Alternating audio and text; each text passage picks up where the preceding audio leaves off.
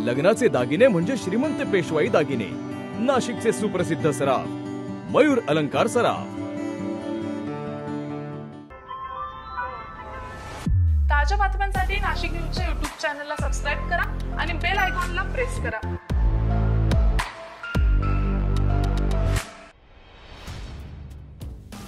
नाशिक शहरातील वेगवेगळ्या भागात झालेल्या अपघातांमध्ये दुचाकीवर डबल सीट प्रवास करणाऱ्या वृद्ध महिलेसह एकाचा मृत्यू झालाय। लामखडे मळा भागात कंटेनरच्या विचित्र अपघातात महिलेचा मृत्यू झालाय तर एक जण जखमी आहे।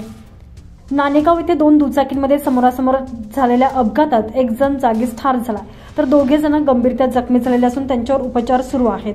या प्रकरणी पंचवटी आणि देवळाली कॅम्प पोलीस ठाण्यात वेगवेगळे गुन्हे दाखल झालेले आहे।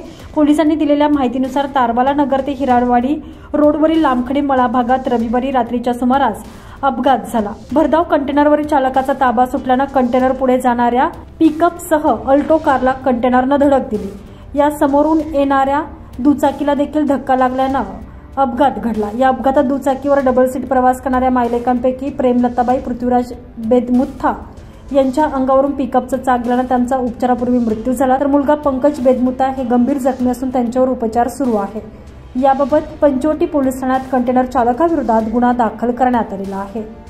तर नाणेगाव शिवारात अपघात घडला। या अपघातात नामदेव चबू सोनवणे या दुचाकीस्वाराचा मृत्यू झाला। याबाबत दत्तू चिमाजी भागवत यांनी फिर्याद दिली। मृत सोनवणे आणि भागवत हे दोघे मित्र गेल्या शुक्रवारी सायंकाळी दुचाकीवरून सोनवणे यांच्या शेतात गुरांना वैरण टाकण्यासाठी जात असताना अपघात घडला तर जय महाराष्ट्र हॉटेल समोरून भरधाव येणाऱ्या दुचाकीनं दोघा मित्रांच्या दुचाकीस धडक दिली। या अपघातात सोनवणे यांचा मृत्यू झाला। या अपघातात भागवत यांच्यासह शिवनाथ पाटोळे आणि अंकित रोकडे जखमी झालेले आहेत।